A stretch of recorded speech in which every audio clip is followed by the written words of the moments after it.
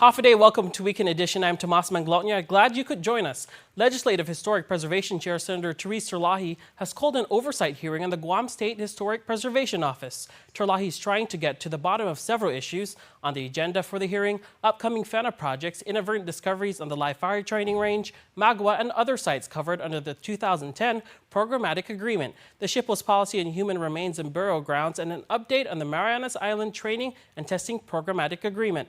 Acting SHPO Patrick Lujan says although he's still transitioning after taking over for recently fired SHPO Linda Ogden, he's hopeful he can bring senators up to speed. I'll provide as much information as I have for them. Nothing to hide. We're here to do a job. The oversight hearing is scheduled for July 16, 5 p.m. at the Guam Congress Hall. Videos of the late Chamorro rights activist and former Senator Angel Santos have resurfaced, and they draw interesting parallels to current events. Chris Barnett has more. Several video clips of the former senator and arguably the most iconic Chamorro and human rights activist the island has ever seen have been shared on WhatsApp and social media. One clip captures Onghit speaking in Hawaii at an indigenous rights rally in 1993. The subject, Chamorro ancestral lands being taken for the creation of the Ritidian Wildlife Refuge. To establish a Guam National Wildlife Refuge to protect our endangered species. In fact, the animals in Guam are more important to the United States government than the Chamorro people. In fact, if we do nothing, then the Chamorro people will become the endangered species. Ironically, those same lands taken to protect and preserve endangered species are now placing endangered species and ancestral artifacts in the line of fire as the military constructs the live fire training range, where activists say millions of bullets will be shot over the northern aquifer every year. Santos, too, had concerns about the aquifer. How can our people survive when the United States military dumped highly toxic chemicals in the northern part of Guam, directly over Guam's sole source water aquifer? He also speaks on the struggle of indigenous peoples to be recognized and the backlash they face from those critical of indigenous rights, something that can still be seen in 2019. The world wants to look at a Chamorro, Kanakamalis, and all indigenous peoples like a dinosauric species that only supposed to exist in a museum. And if you want to be an indigenous people, then Angel, you need to give up your car. You need to give up your house. You want to be naked as a Chamorro. You want to walk around in grass skirts and live in a coconut thatched house. And in a rare insight, Santos spoke about how he used radical activism to draw attention to issues he felt were important to the Chamorro identity. I've learned that in using confrontation and civil disobedience as a first phase of a political process, it was important first to promote a public awareness with our people, with many of the historical injustices that have been subjected on us.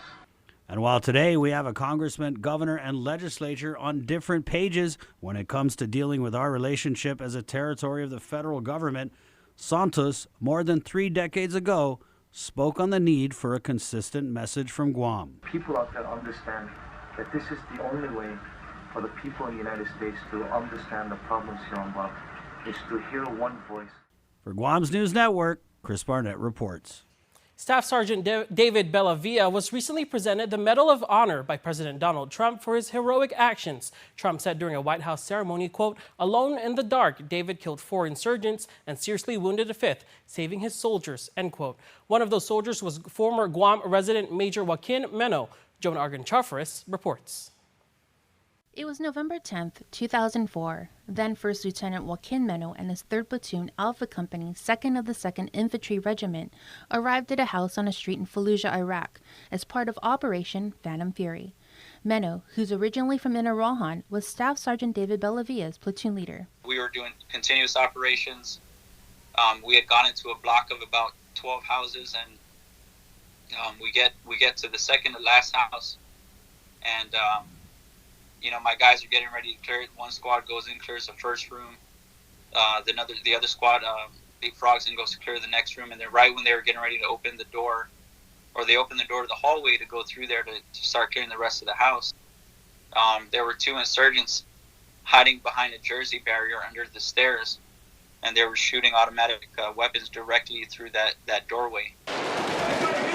So one of my squad automatic weapon gunner, Specialist Oli, actually turned the corner, and as soon as he turned the corner and he started, receiving enemy fire, he started returning fire, and to some miracle, the guy didn't even get hit. As he's returning fire, Staff Sergeant Bellavia is in the background telling, ceasefire, ceasefire, and Specialist Oli's response was, well, then you tell them to stop firing. So it was a lot of chaos going on. Oli's team leader, Sergeant Warren Misa, he actually ended up grabbing Specialist Oli, pulled him out of the direct fire of the insurgents.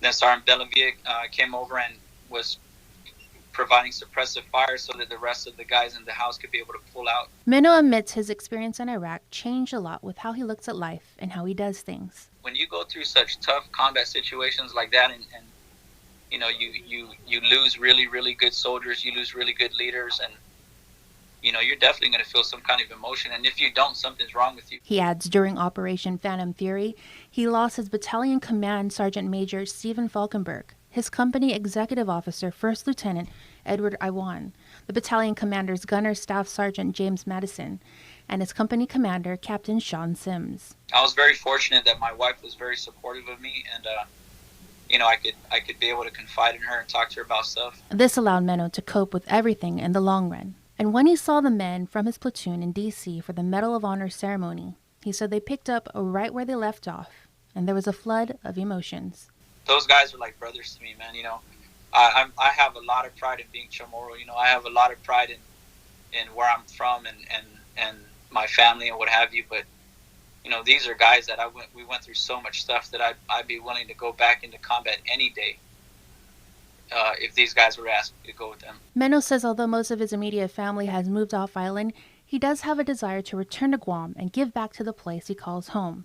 He has 16 years total in the Army as of January of this year, and 4 more years till he hits his 20-year mark. Ideally, if all the planets align and the stars align, I would love to come back to Guam, and I'd love to do something for, starting off small first in Inarana and Malolo, trying to do something there for the youth or for the community. Reporting for Guam's News Network, I'm Jonah Goncharfris. Westcare Pacific Islands is hosting a Veterans Health Conference. It aims to highlight information related to veterans' wellness.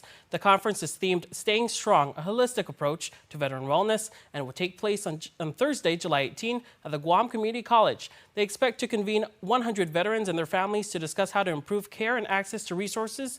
Veteran Case Manager John Bloss and Guam VA Administrator Fred Berdalia. A lot of our veterans returning from active duty and their experience, if they were involved in any theater, would have some effect, at least with post-traumatic stress. The veterans who come over can be able to ask questions from myself, my staff, and some of the other federal officials that will be here. The event is free and you can register at vhc2019.eventbrite.com. In other news, 2 participants have successfully completed the Driving While Impaired Treatment Court program.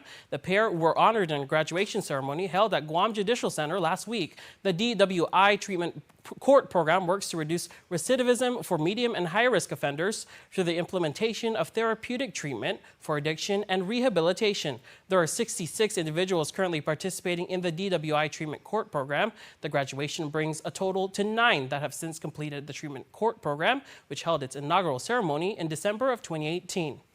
Margaret Hattori Uchima, Dean of the University of Guam School of Nursing and Health Services, was awarded the 2019 GNA Nurse of the Year Award and at the 68th Annual Guam Nurses Association Anniversary Recognition and Awards Banquet.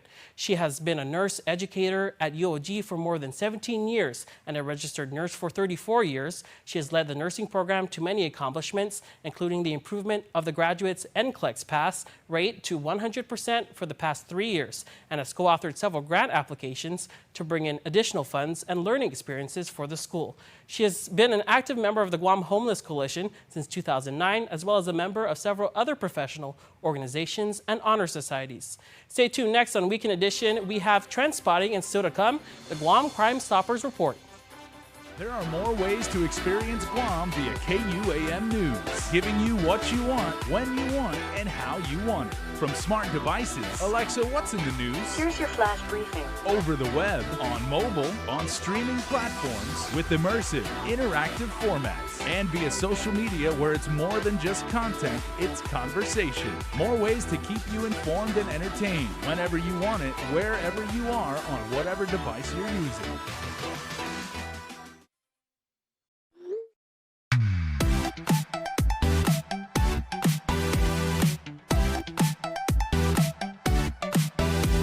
Half the day, I'm in the club.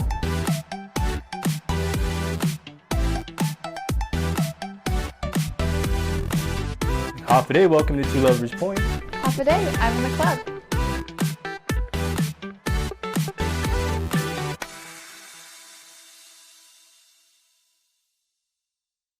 The summer of Jeep, Compass, Cherokee, Wrangler, Cars Plus in Mighty.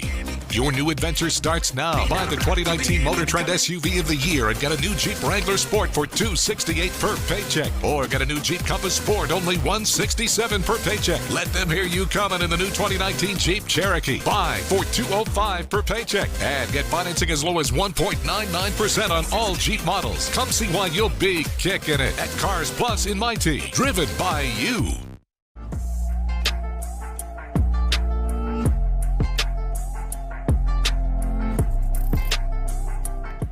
The prior conviction of Mark Torrey Jr. was vacated by the Supreme Court. We give clarity on the use of marijuana here on island. The Guam territorial band wins the Gold Award at the Australian International Music Festival. And we take a look at Team Guam's accomplishments over at the Pacific Games. The biggest story of the week was one that no one saw coming. When we broke into a live stream of a press conference, it was announced that the prior conviction of Mark Torrey Jr. was vacated by the Supreme Court. We sympathize with the victim's family that they lost their father and their brother. However, the investigation of this case shows, and this decision today shows that from the get-go, the police got this case wrong. It sent shockwaves through all our social platforms, including a huge response on Facebook. Andrew posted, "How can you call Bert your friend? Tell the truth and take full responsibility." With Eric adding, "I don't think in my life I've ever seen a jury trial verdict overturned like this." Many comments were also demanding a retrial, with Joey saying, "Where's the new AG with all of this?" And Stan echoing, "The AG should re-prosecute." With the recent legalization of marijuana on Guam, the Guam Cannabis Control Board released a short list of frequently asked questions.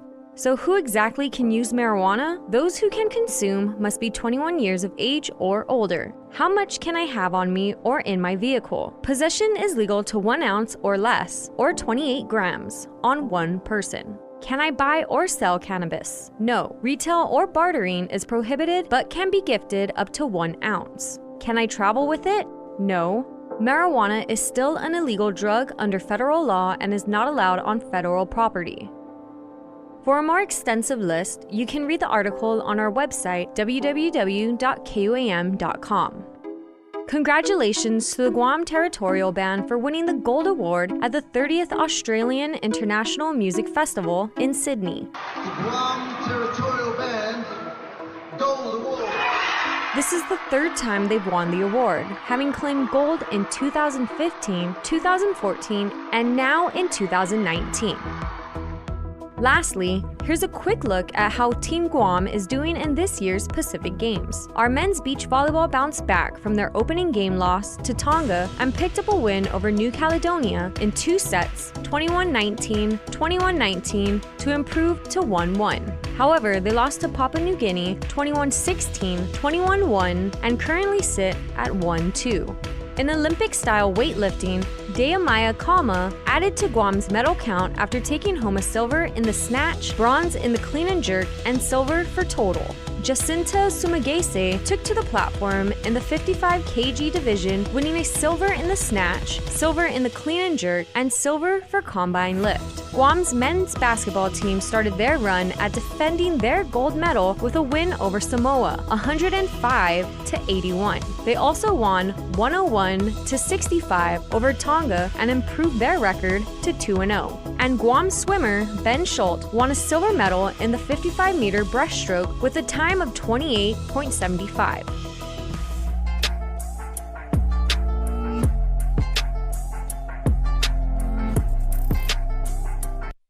Check out Triple J's spectacular deals going on now during the hot summer savings event. 0 down and no payments for 90 days. Get into a Mazda CX-5 at its lowest price of $19,995 or $152 per paycheck. The big boy truck, the Ford F-150, starting at $282 per paycheck, or the Honda Civic starting at only $176 per paycheck. Triple J says yes. Purchase your next vehicle online at triplejguam.com today. Triple J, customers first.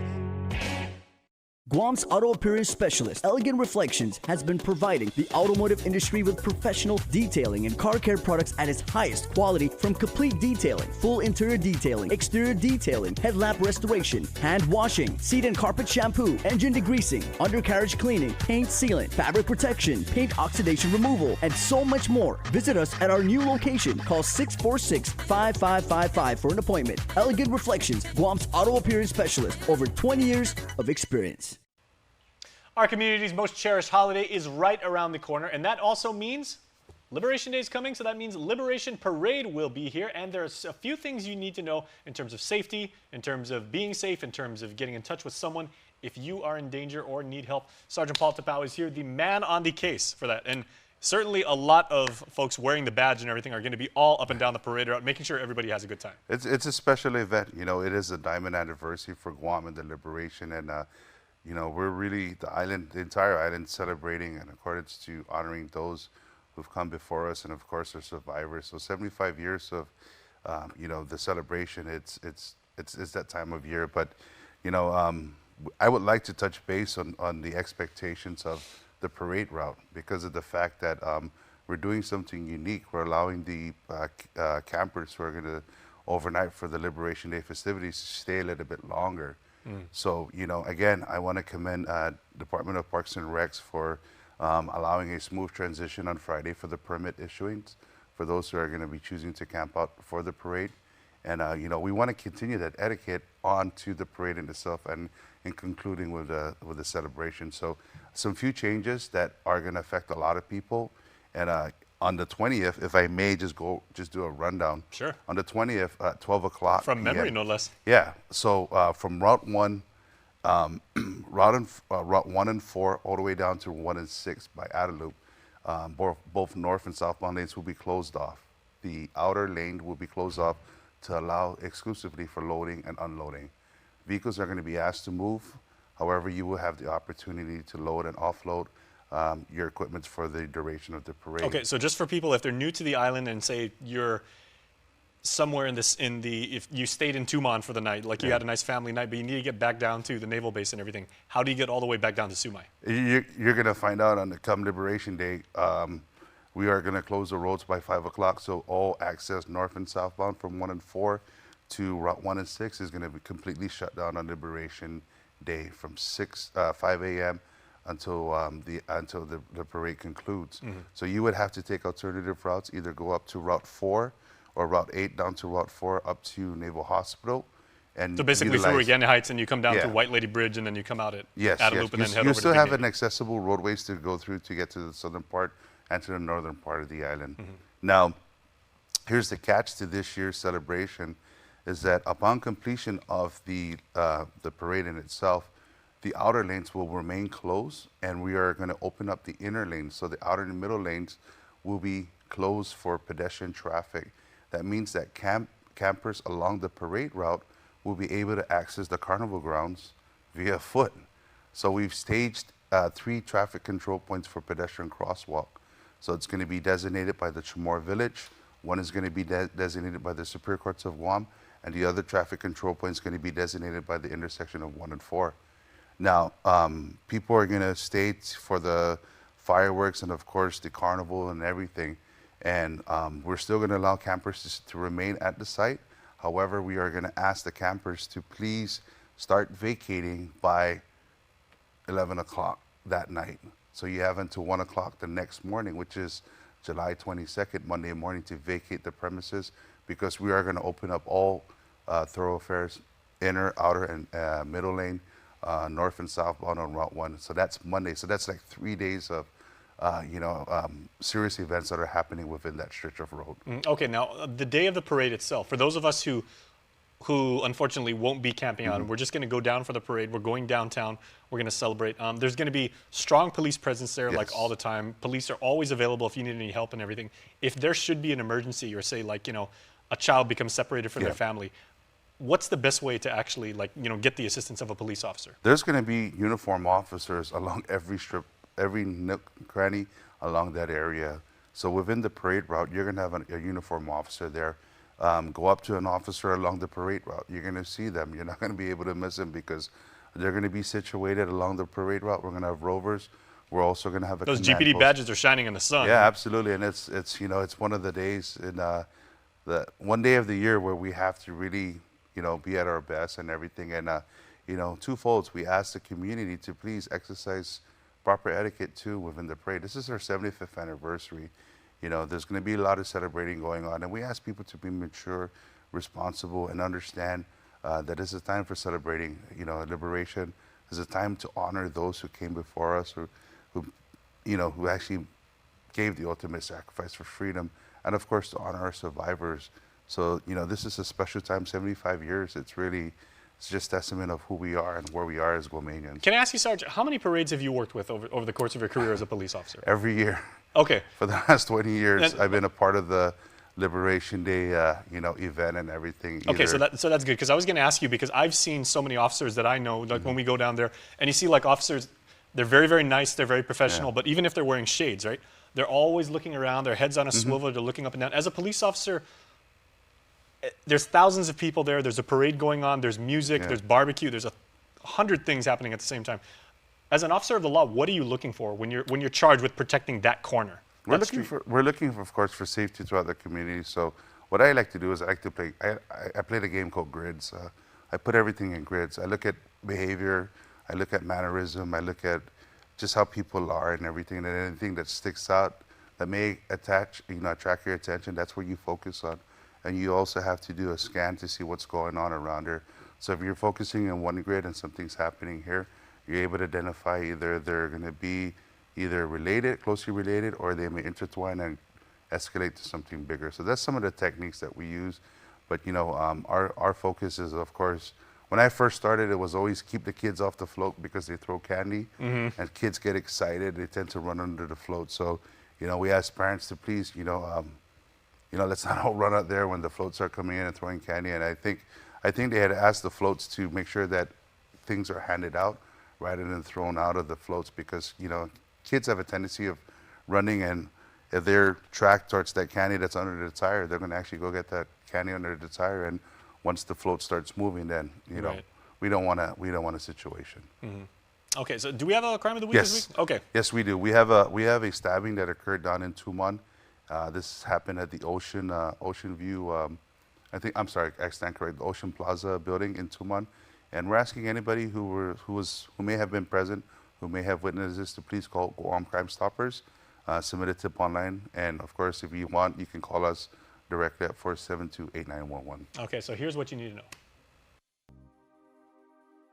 On Tuesday, July 9th, shortly after midnight, officers from the Tumon Precinct Command responded to a stabbing that occurred at the Ocean Plaza building in Tumon. Now, the preliminary police report suggests that the victim was stabbed by a man only described as possibly a Micronesian with his hair tied in a ponytail and was in his late 20s or early 30s. He stands around 5 foot 10 inches in height with a medium build, and he was last seen wearing a cutout sleeve shirt and dark colored shorts. The stabbing had occurred by the stairway of the building. As a result of the incident, the victim sustained injuries that required immediate medical care. If anyone has any information about this crime or any other crime, you can call our 24-hour hotline at 477-HELP, that's 4357, or submit a tip online at guam.crimestoppersweb.com. All calls will remain completely confidential, and a cash reward of up to $1,000 could be paid if the information provided leads to an arrest and a grand jury indictment. Your call does make a difference. Okay, Sarge, thanks as always. 2 decades on the force. You've always worked, as you said, the Liberation Parade. Is there ever a time when you can actually just sit back and enjoy the parade as a civilian? There was a time, and it was nice because... That was more than 2 decades ago, I know that. I had the opportunity of sharing that with my family. So, it's really either you're part of the parade or you're working the parade. There's always that sense of giving back to the community. And, like I said, we celebrate 75 years, and we're celebrating that. And please, let's all enjoy it. Well, I guess to the credit of you and your coworkers and your brothers and sisters in blue, every parade I've ever been to on Guam, it never feels chaotic. It never feels like something's about to happen, like it's out of control. It's always the most safe environment. Everybody just has a good time, and that's because you guys have everything on lockdown. Thank you. That means a lot. It really does. It means a lot to the men and women who, have to endure the elements while out there, and making sure that the community understands the roles that the uniform officers play. So thank you. It really does mean a lot. All right, we do appreciate it. I appreciate Happy Liberation to you and your family. Viva Guam, and happy Liberation Day. Okay, and just remember, everybody, if you have, and actually you are going to definitely see a bunch of officers out there on the parade route, give them some bottled water. Let them know they're doing a good job, man. They appreciate it. Like you said, we'll see you soon.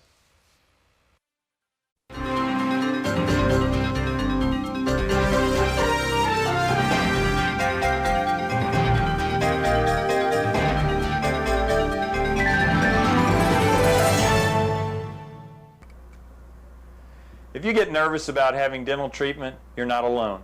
An estimated 35 million adults experience anxiety or nervousness at the simple thought of visiting the dentist. As your dentist, I strive to make your visit as painless or pain-free as possible. And I frequently tell my patients that in the 21st century, if we can give you medicines to put your tooth to sleep, or medicines to take an infection or toothache away, we can surely give you something to help relax you and take all fear away. No one ought to sit in a dental chair thinking of bad childhood memories or fearing injections. If you're a dental coward, but you really do want your teeth fixed, don't wait until the pain is killing you. Come in, tell us your fears, and set up an appointment. We have convinced many that dental treatment doesn't need to be scary anymore. For your helpful dental minute, I'm Dr. Kenny Bourgeois of Paradise Smiles. You shall never know all the good a simple smile can do.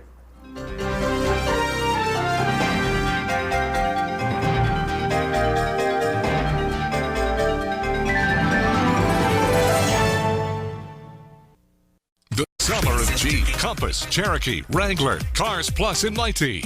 Your new adventure starts now. Buy the 2019 Motor Trend SUV of the year and get a new Jeep Wrangler Sport for $268 per paycheck. Or get a new Jeep Compass Sport, only $167 per paycheck. Let them hear you coming in the new 2019 Jeep Cherokee. Buy for $205 per paycheck. And get financing as low as 1.99% on all Jeep models. Come see why you'll be kicking it at Cars Plus in Mighty. Driven by you. Half a day, I'm Jenny Salas from Houston, Texas. Half a day, I'm Yoli. I'm Dominic. And we want to wish Guam a happy 75th Liberation. Half a day, I'm Casey. I'm Oscar. Hi, I'm David Santos. I'm Amanda Santos. We want to wish Guam a happy 75th. Yep.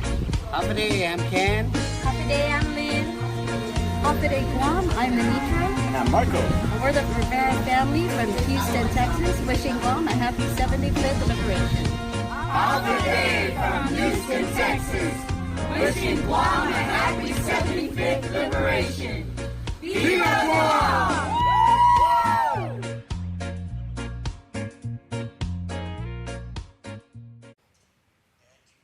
And before we close out the news tonight, our latest round of birthday shoutouts from the Cold Stone Creamery Birthday Club. Weekend birthday shout-out time. Happy birthday number 17 to Peter Gay. Happy birthday coming from all his family here on Guam and in the Tar Heel state of North Carolina. And happy birthday to KUM's very own Cassidy Santos. Hope you had a wonderful, wonderful birthday from your KUM family. On Sunday, happy birthday to Zachary Manabusin. We love you to the moon and back. Say Dad, Mom, Nay, Denya, Kyrie, and Zane. And very, very happy birthday wishes going out to Tinon Ramangmu. Hope everybody out there had the best birthday ever. Remember, you can be part of the Cold Stone Creamery Birthday Club by registering online at KUM.com. Please make sure to include with your photo your name and birth date. That's all the time we have from all of us here at Guam's News Network. Thanks for watching and have a safe weekend. Closed captioning is brought to you by IT&E. Explore your world.